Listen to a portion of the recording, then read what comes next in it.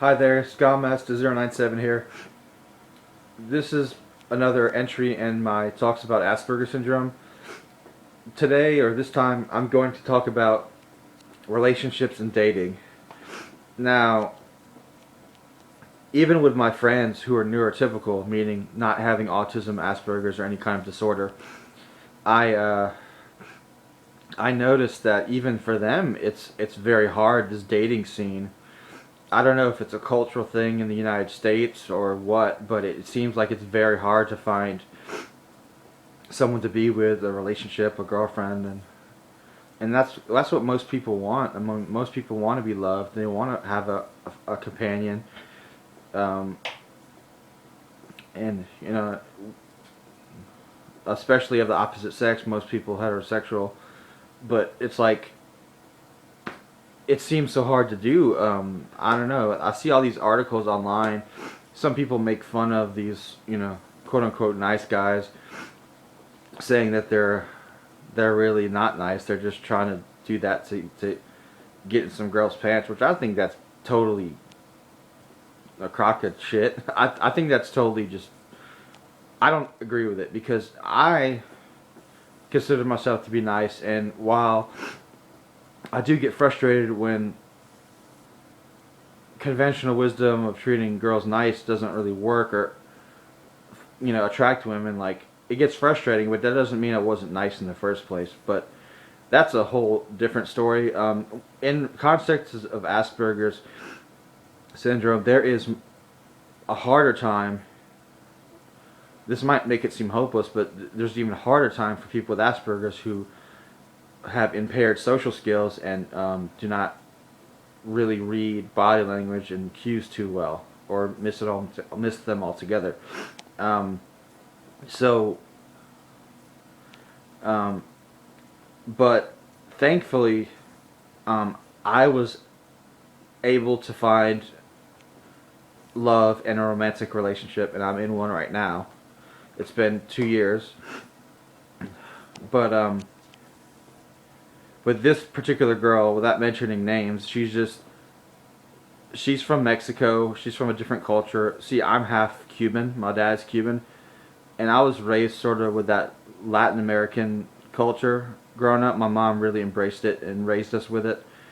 And so in some ways, I feel more like a quote unquote Latino than like a regular white American, like Anglo-Saxon or something like that.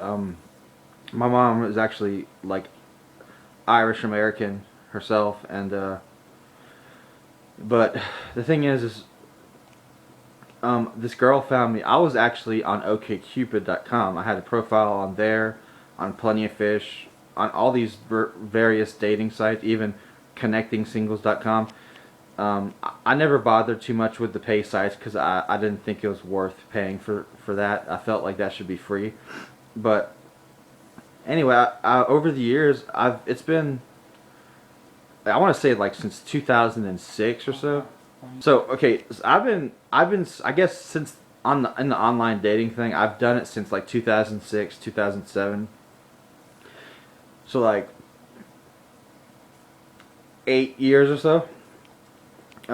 In the past, when I had a bigger social circle, when I was in college, when I had jobs, especially with people my age, I would actually meet people there. And back in 2006 or so, that was like the peak year. That was when MySpace was at its greatest height. That's when everybody was on it, before it got taken over by Facebook. And I would meet people on MySpace, and or sometimes Facebook, but a lot of times people from school would add me, people from my job would add me, and a lot of them I didn't even know, but like these girls would add me, and I'd go on dates. Some of them didn't go out work so well. Other ones did, but after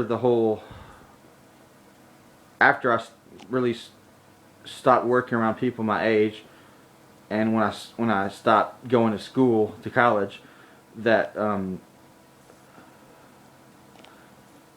it was harder to meet people. So I'd sign up for online dating. A lot of people are critical of online dating because they feel like, oh, people are fake on there, or there's nothing but trashy people. I would say this. Of course, that's partially true.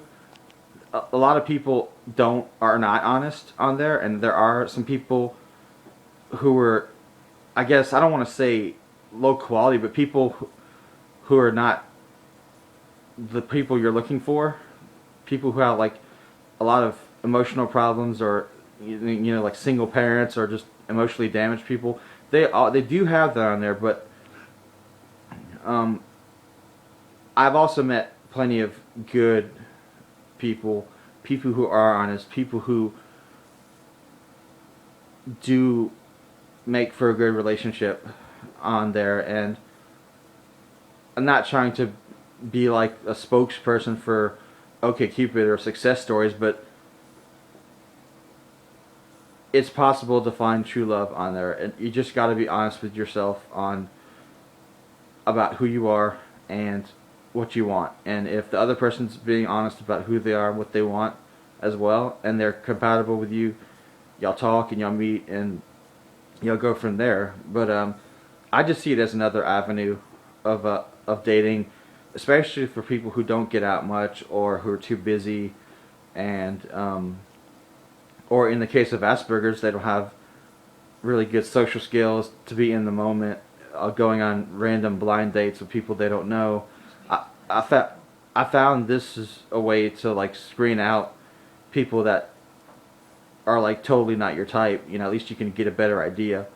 Um, but yes, yeah. So I found my girlfriend found me when I was living in New Orleans. She found me in OkCupid, and I was talking to several other girls at the time, but of course, with when you find a good match, there's probably 10 other bad matches or flakes out there that don't work out, but which most of them were. I was going on dates, I was talking, but nothing really happened. We never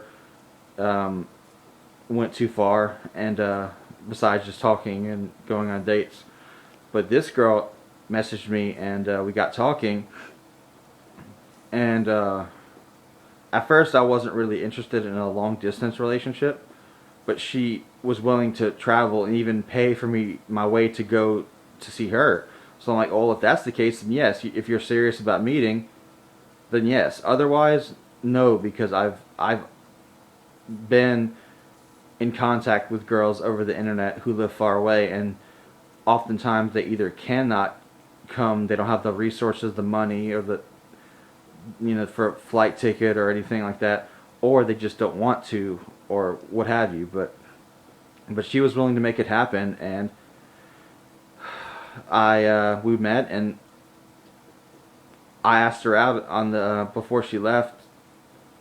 She was here for like 4 or 5 days, and ever since we've been strong. We've had our ups and downs, our troubles, like most relationships do, even the healthy ones, even the ones with people who get along. But we work through our problems, and we're stronger ever since. We're stronger each time.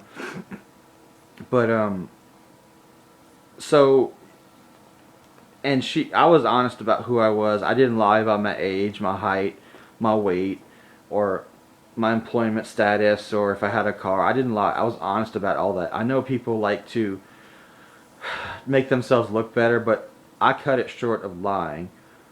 It's one thing to make yourself look appealing, but you can do that without straight up lying about your age, weight, appearance, or misleading photos, any of that. But I was upfront with the fact that I have Asperger syndrome, and my girlfriend actually not only was accepting of that, she actually liked that, because she has met plenty of men with Asperger's, and she likes like the nerdiness. I even put on my profile, I'm a huge dork and proud of it. People always called me a dork, especially my sister growing up, with love, of course, but she really loved that line, and it just goes to show you that she's very accepting of people with disabilities, like me with my hyperacusis tinnitus, and the eyesight, sensitive eyesight, and the depression. Like, I deal with a lot of stuff, but she's been there for me. She accepts me as I am. She loves me, everything about me, even though I have Asperger's and I have Asperger syndrome. And there was times where I was broke and homeless, and she was still there for me. And I guess I really gotta say, I just got lucky. I don't know, call it divine intervention. If you don't believe in God, call it something else, chance. But somehow I hit the jackpot, and I found someone who really loves me for me. And unfortunately, this is not the case for a lot of people. Not everybody is so fortunate. So that's why I'm grateful. But my buddy, Bleeding Eyes on YouTube, he's told me his woes about lack of success with dating, and basically, he's told me that he's dated 3 times in his life. He's told me that he tried, talking to girls long distance, and it never worked out. Just like what happened with me until my girlfriend that I have now. And he even tells me, "I'll get you a local girl." I'm like, well, if I could find one that I like better than the one I have, I would do it. But so far, I like my current girlfriend the best. And even though she lives far away, that's okay. It's like I'd rather her than any other girl. But Bleeding Eyes here, he's hasn't had much success with relationships. He's told me he feels like girls don't like him because he has Asperger syndrome, or because he's a metalhead, or his long hair, or the style of dress that he wears, and like the kind of clothes he wears. And and then he's into like a niche music, like goth metal, symphonic metal music. The thing is, I kind of disagree with him about the music. I think he could find, it may be hard to find, but he could find a girl who's like a goth or a metalhead or something. And as about the Asperger's, yes, that does really limit one's dating prospects a lot for people who don't understand it, or people who just don't want to deal with someone like that, or people who just like, for people with people who with Asperger's, they may not get cues, and they may not communicate very well non-verbally. So it's they it may be hard to really find a girl and impress her, and not seem like a lack of confidence or desperate, and which is a turnoff for a lot of girls here. Bleeding Eyes doesn't have a job and does not have a car or his license, and so that limits him in not only dating, but also in other areas of life, like getting together with other musicians to play, and finding rides to places he likes to go, or even to work. But having a car, not having a car in Lafayette, Louisiana is a very big limitation, because they have a bus station. They have a bus system, but it only goes so many places, and it's only at certain times of the day on certain days, so it's not very reliable completely. Bleeding Eyes lives with his mother and father, or stepfather, and he has trouble with finding a relationship. He clearly desires one. He wants to have a girlfriend, although he might not want one right now because he's trying to get his band together, and he doesn't want to be distracted from it, as he's told me. But yes, in the long run, yes, he does want a girlfriend, and I mean, besides my knowledge, I don't really know tell him or other people, because I only know what works for me, and what works for me may not work for somebody else.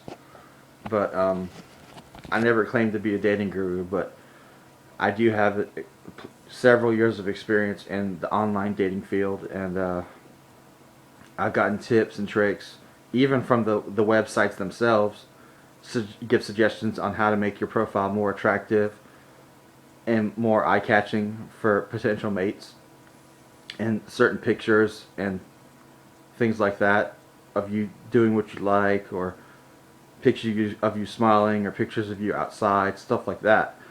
As an Aspie, I'm pretty analytical, so these hard and fast rules really worked for me. But if you tried to tell me these other things that you really can't explain, like, I think the worst thing you could tell an Aspie is that there are no rules or regulations, because I can't speak for others, but I know that I need something to go on. I need some kind of certainty. I need hard and fast rules, even if there aren't something like one. So those kind of tips have helped me. But all the between the lines, unwritten rules, that's confusing as heck for me. So I don't go off of those. It's really hard, even for people without Asperger syndrome, and even men without Asperger's or autism. They still have a hard time reading these subtle cues that women are very keen to notice, and things like that, as I'm told by my last therapist. And so it's even hard for neurotypical men. But while it may seem discouraging that Aspies have it even harder than it already is, there's still hope, and there's still hope that you can find someone who loves you for you.